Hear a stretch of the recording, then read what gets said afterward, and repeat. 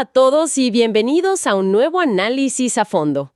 El día de hoy vamos a arrancar de inmediato porque tenemos la misión de desmenuzar un material verdaderamente complejo. Sí, bastante denso. Muy denso, exacto. Es un texto que explora toda la estructura de la profecía bíblica, pero se centra específicamente en la base escritural de lo que sería un futuro tratado de paz. O lo que la fuente original llama un pacto con la muerte, ¿no? Tal cual, un pacto con la muerte entre el Estado de Israel y la figura que, pues, la teología identifica como el anticristo. Y, a ver, es un tema con muchísimas aristas geopolíticas y religiosas. Definitivamente. Y el autor original, digamos, lo aborda de una manera súper metódica. De hecho, para arrancar utiliza una analogía de la cultura pop que me pareció brillante. Captura perfecto el error que muchos cometen hoy al interpretar estos textos. La del cine, claro. Esa. O sea, el autor dice que intentar entender la profecía bíblica leyendo primero el libro del Apocalipsis es exactamente igual a entrar a una sala de cine a ver una película de Los Vengadores de Marvel. Pero solo en los últimos 15 minutos. Exacto. O sea, entras y ves a un gigante verde destruyendo edificios, aplastando carros y pues no entiendes absolutamente nada. No entiendes las motivaciones ni quiénes son los personajes. Nada, porque te falta toda la historia de fondo que le da sentido a ese caos. Y fíjate que es una excelente forma de ilustrar el problema central de la hermenéutica moderna, que es justo donde este material establece su argumento fundamental. Ajá. Porque, a ver, en cualquier disciplina seria, llámese arquitectura o literatura, jamás empiezas por el techo para luego intentar meter los simientes por debajo. Es ilógico. Sí, no cuadra. Y según el análisis que estamos revisando hoy, para comprender de verdad estas profecías sobre el llamado fin de los tiempos, es imperativo comenzar por la base.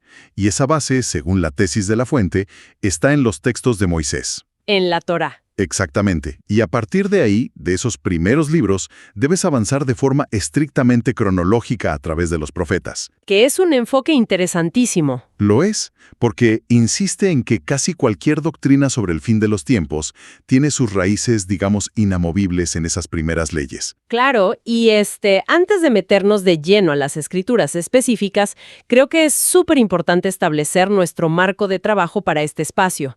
Para quienes nos escuchan, nuestro propósito hoy es limitarnos a exponer las interpretaciones de esta fuente. Sí, fundamental aclararlo. O sea, no buscamos validar ni refutar posturas ni políticas ni religiosas. Solo queremos entender cómo se construyen estos argumentos pieza por pieza. Totalmente neutrales. Así es.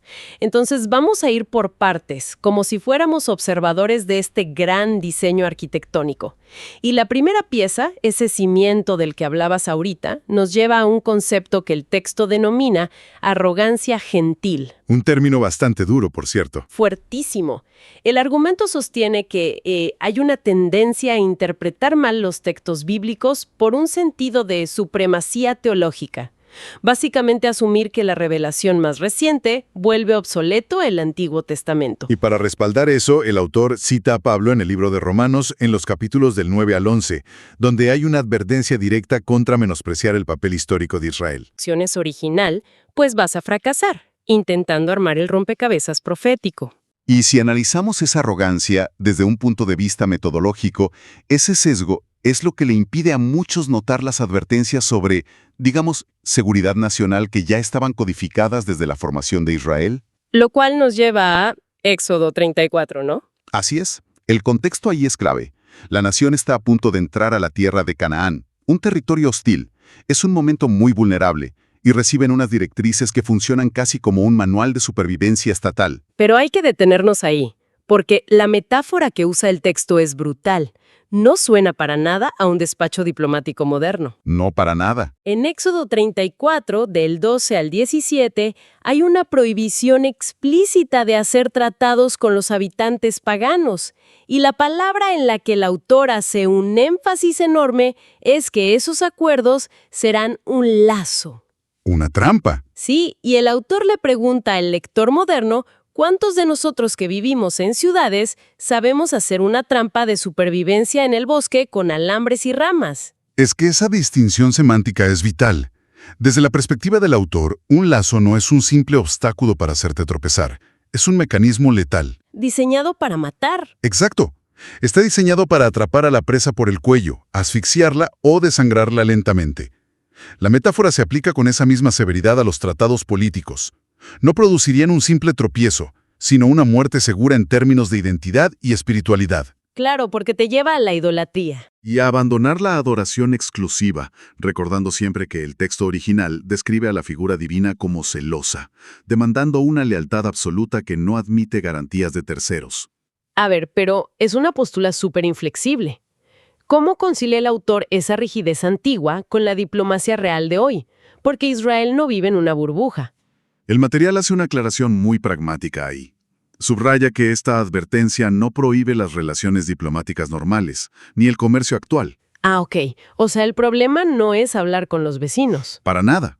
El núcleo de la advertencia es dónde depositas tu confianza absoluta para sobrevivir. El peligro es sustituir la protección divina por un papel firmado por líderes humanos. Es la diferencia entre un tratado de buena voluntad y depositar la fe existencial de tu nación en un acuerdo destructivo. Una línea temática es la que retoman los profetas. Exactamente. Un punto crucial aquí es entender que los profetas no están inventando teología nueva.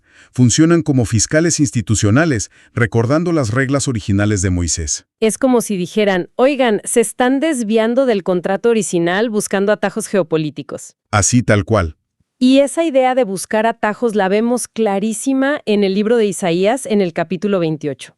Es un escenario de crisis nacional tremenda, Sí, frente a una amenaza militar masiva. donde los líderes de Jerusalén recurren a la diplomacia del miedo.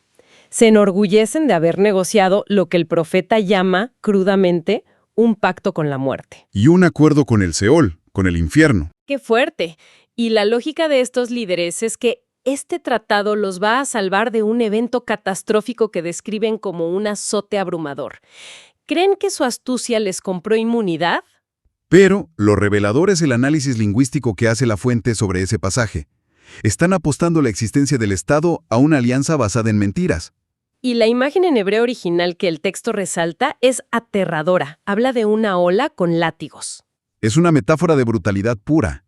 Imagínate el poder destructivo de un tsunami, pero combinado con la intención de una fuerza militar que te azota mientras arrasa con todo. Y dentro del marco teológico de la fuente, ese diluvio no es solo el imperio asirio, es la metáfora por excelencia de la invasión final del anticristo. Los líderes creen que su tratado es el rompeolas que va a detener eso. Pero la respuesta divina es otra.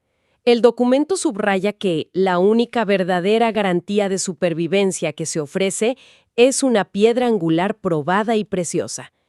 Todo lo demás es arena movediza. Así es. Y ahora, para traer esto a nuestro siglo, el autor da un salto padrísimo a Isaías 10, conectando esto con el Estado moderno. Menciona que los sobrevivientes ya no dependerán de aquel que los golpeó, refiriéndose al anticristo. Y es justo ahí donde el material refuta un mito muy popular. El de que Israel jamás firmaría un pacto con un líder extranjero o de otra religión por desconfianza. Exacto.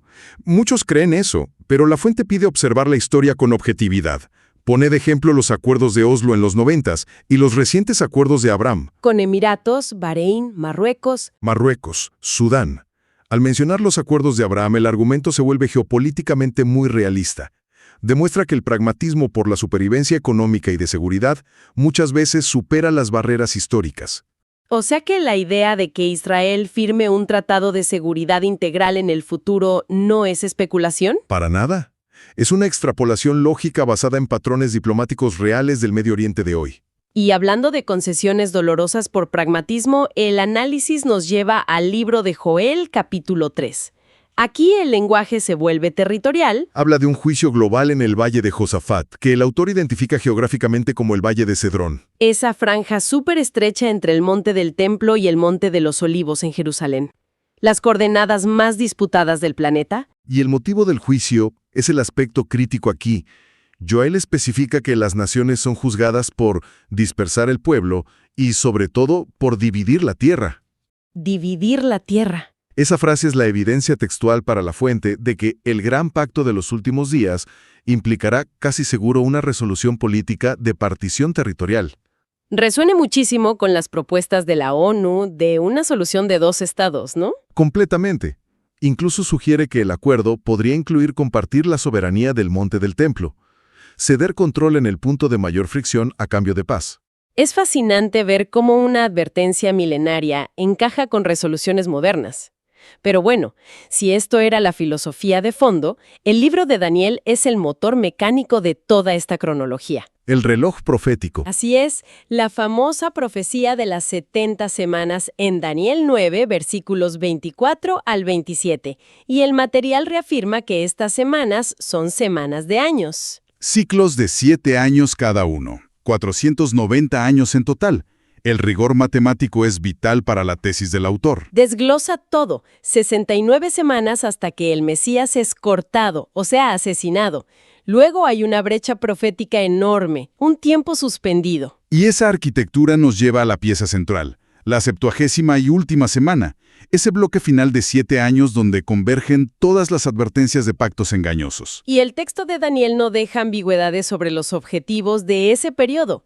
Enumera 6 metas supremas, como terminar con la rebelión, expiar la iniquidad, traer justicia eterna y ungir el lugar santísimo. Son metas a escala cósmica. Para resolver la historia humana entera.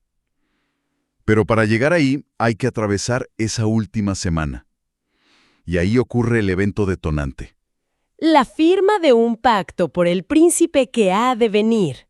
Que el material asocia inequívocamente con el anticristo. Un líder que hace un pacto firme con muchos por una semana, o sea, 7 años. Es la culminación del pacto con la muerte que decía Isaías.